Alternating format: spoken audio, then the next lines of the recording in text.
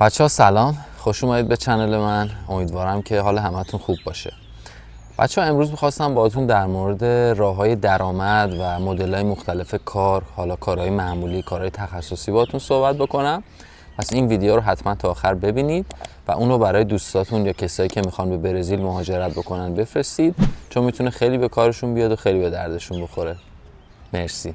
بچه‌ها برزیل هفتمین اقتصاد بزرگ جهانه و اقتصاد این کشور بیشتر بر پایه تولید هست و صنایع تولیدی مثل تولید خودرو، ماشین‌آلات الکتریکی، کشاورزی، فولاد، هواپیما، مواد شیمیایی و اینجور چیزا بیشتر تولیدات برزیل اینجور چیزا رو در بر میگیره. و صنعت پتروشیمی که توی شهر ریو قرار داره یه صنعت خیلی بزرگیه و خیلی‌ها برای کار از کشورهای دیگه به این شهر میان و میرن توی اون کارخونه، حالا یا جاهایی که مواد شیمیایی و اینا تولید میکنن یا کلا به چیزای شیمیایی ربط داره اونجا مشغول به کار میشن و تقاضا هم خیلی زیاده برای اینکه مثلا کسایی که حالا متخصص هستن و میتونن بیان برای ما کار بکنن توی این زمینه کاری.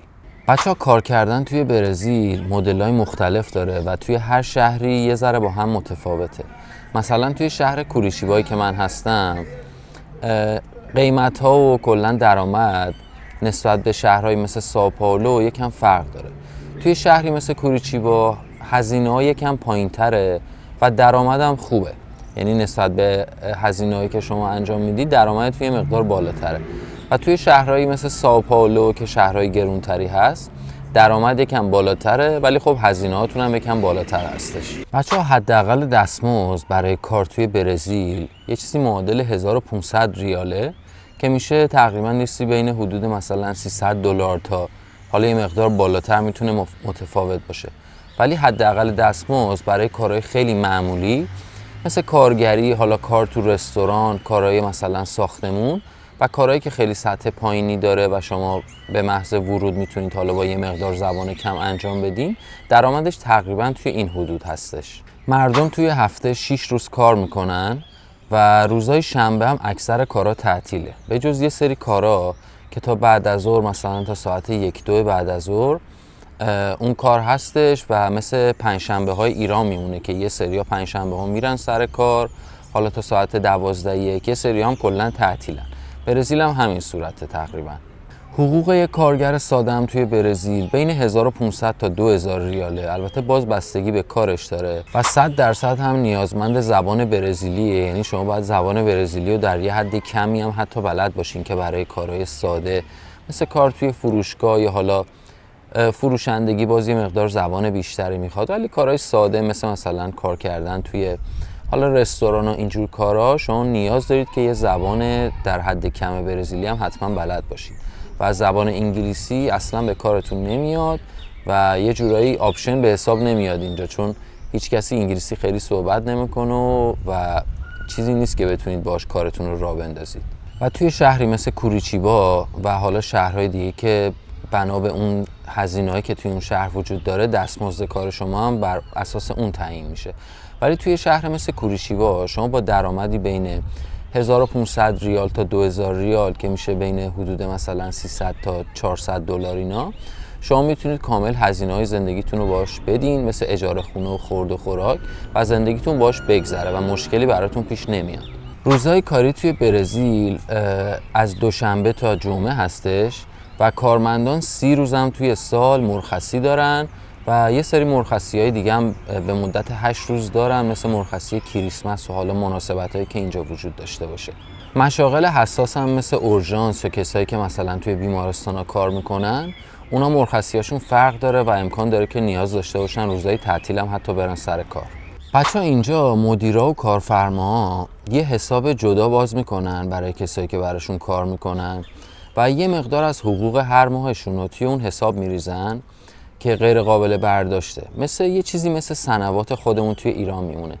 یه حسابی باز میکنن و یه سری پول توی اون میریزن برای مواقع ضروری که شما توی مواقعی که مثلا نتونید کار بکنید یا حالا مریض باشید یا حالا مشکلی داشته باشید میتونید از اون حساب پول برداشت بکنید و یه جورایی واسهتون یه ذخیره پولی میشه که یه روز که مثلا روز واجبی باشه میتونید از اون استفاده بکنید.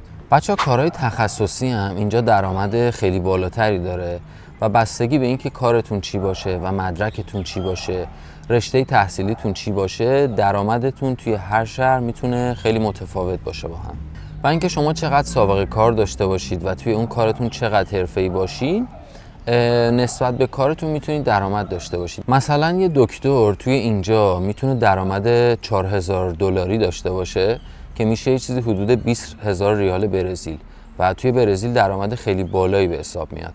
بچه‌ها یه چیز جالبی که توی برزیل وجود داره اینه که شما اگه از سر کارتون اخراج بشین، دولت موظفه که تا 6 ماه اون مبلغ حقوقی که شما توی اون سر کارتون میگرفتین بهتون بده تا شما بتونید یه کار جدیدی پیدا کنید. و این داستان اینجوری شده بود که اینجا مثلا 1 ماه 2 ماه میرفتن سر کار و بعد استعفا میدادن یا حالا هر یه مشکلی به وجود می آوردن که از اونجا بیان بیرون و دولت تا 6 ماه پولشون رو میداد و اونا هم میخوردن و میخوابیدن و یه جورایی حال میکردن، بعد دوباره هر موقع که میخواستن میرفتن سر کار. ولی دولت دید اینجوری خیلی یه شرایطی شده که مردم دارن بدعادت میشن و اومد اینو تغییر داد و کرد 1 سال. یعنی شما توی جایی که کار میکنید باید 1 سال اونجا بوده باشید. بعد 1 سال اگه اونجا اخراج بشین، دولت این شرایط رو برای شما میذاره و تا 6 ماه اون حقوقی که اونجا میگرفتین رو بهتون میده تا بتونید حالا یه کار جدیدی پیدا بکنید و یه جورایی کمکتون میکنه و ساپورتتون میکنه. بچه‌ها کار دانشجویی هم اینجا به این صورته که دانشجوها میتونن 20 ساعت در هفته کار رسمی انجام بدن.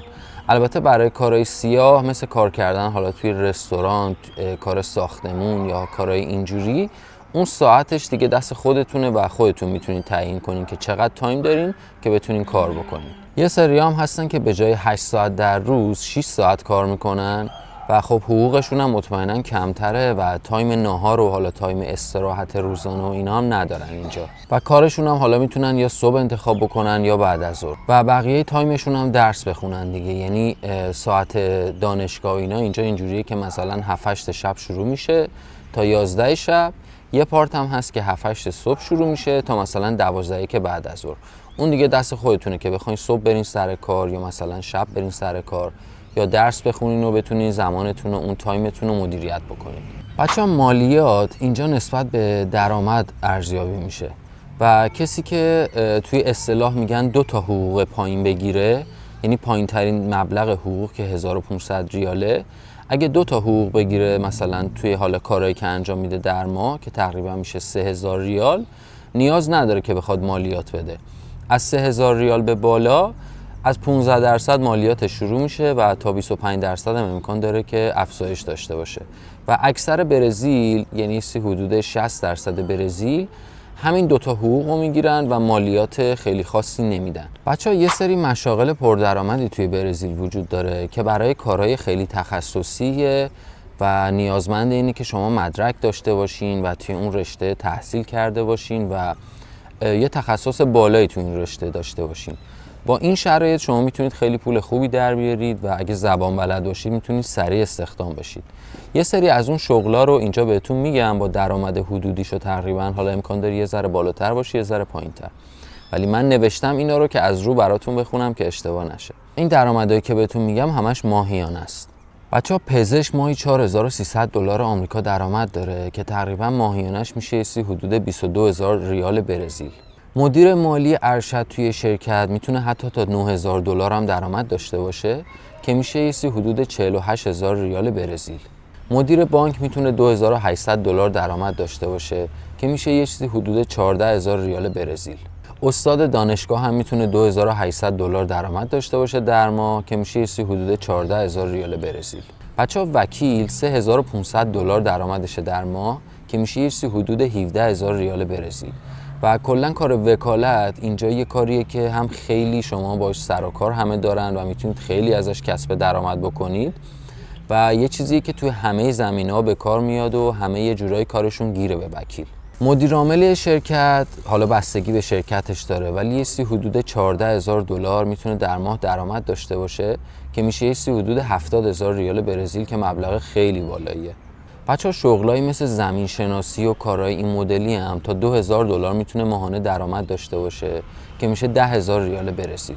بچه‌ها کارهایی مثل کارشناس آیتی، مهندس معمار، چون اینجا تو زمینه معماری و حالا ساختمون سازی و اینا خیلی پیشرفتن و خیلی به کارشون میاد و کارهای اینجوری مثل صنعت پتروشیمی، نفت و گاز، هر چیزی که مربوط به تکنولوژی میشه، مثلا محقق فضا و کارهای مهندسی و اینجور کارا و همچنین سرمایه گذاری، اینجا چیزایی که تقاضا براش خیلی زیاده و اگه این کارا رو انجام میدین اینجا براتون یه گزینه خیلی خوبیه و میتونید خیلی زود توی کاراتون پیشرفت بکنید و خیلی ازتون استقبال میکنه دولت برزیل. بچه اینجا شما اگه تکنسین باشین یا حالا تو هر زمینه کاری تخصص داشته باشین و مهمتر از همه چی تو اون زمینه تحصیل کرده باشین، این رشته تحصیلیتون باشه و مدرک داشته باشین، اینجا اینجوریه که مدرکتون رو معادل سازی میکنن و ازتون حالا یه سری تست هم میگیرن که ببینن شما واقعا حرفه‌ای هستین توی اون کار یا نه. و با این شرایط سریع میتونید کارا و خیلی شغلای خوبی پیدا بکنید و درآمد خیلی بالایی داشته باشین و دولت برزیل هم ازتون خیلی استقبال میکنه. بچه‌ها یکی دیگه از کارهایی هم که اینجا خیلی جواب میده از نظر سرمایه گذاری اینه که شما زمین یا مثلا مزرعه بخرین و توش بیاین مثلا سویا و ذرت و گندم و از اینجور چیزا بکارید و بفروشید. و کارهایی مثل گاوداری و کلا دامداری و هر چیزی که مربوط به دامداری باشه اینجا خیلی درآمد بالایی داره و شما میتونید توش خیلی موفق بشین و کلا کشور و دولت هم از اینجور کارا برای اینکه خیلی نیاز دارن بهش خیلی استقبال میکنه و خیلی ساپورتتون میکنه. بچه‌ها برای خانوما کارهایی مثل کارهای آرایشگری، رنگ مو، کار ناخن، موژه و هر چیزی که مربوط به آرایشگری باشه اینجا خیلی کار خوبی میتونه به حساب بیاد و درآمد خیلی بالایی داره. چون هم برزیلیا خیلی دنبال اینن که به خودشون برسن و مرتب آرایش میکنن، همش توی آرایشگاه هستن خانوماشون و همه جا توی خیابون هر 1 کیلومتر 2 کیلومتر میبینی که آرایشگاهی وجود داره و شما اگه زبان بلد باشین اینجا سریع میتونید برید سر کار و سرتون هم خیلی شلوغ بشه و خیلی درآمد خوبی بتونید کسب بکنید، به شرطی که تو کارتون واقعا حرفه‌ای باشید و تخصص داشته باشید. ولی برای آقایون مثلا کارهایی مثلا کوتاه کردن مو اینجور داستانا اینجا خیلی اونقدر جواب نمیده، چون هم خودشون خیلی تو این زمینه پیش رفتن و آرایشگاه خیلی زیاده و برزیلیا یه جورایی مثلا تو زمینه کوتاه کردن مو برای آقایون و اینا خیلی پیش رفتن و خیلی شغل مناسبی نیست و درآمد خیلی بالایی نداره، ولی برای خانوما میتونه درآمد خیلی خوبی داشته باشه.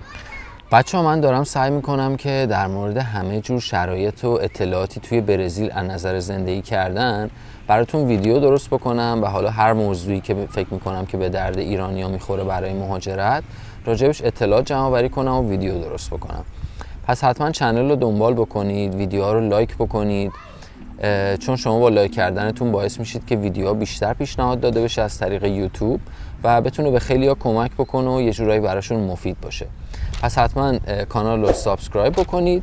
هر نظر و کامنت و سوالی هم که دارید میتونید بذارید توی کانال، من همه رو جواب میدم و اگر راجع به موضوع خاصی هم میخواین که ویدیو ساخته بشه و اطلاعات داشته باشید به من توی کامنت ها بگید که من براتون ویدیوشو درست بکنم. مرسی.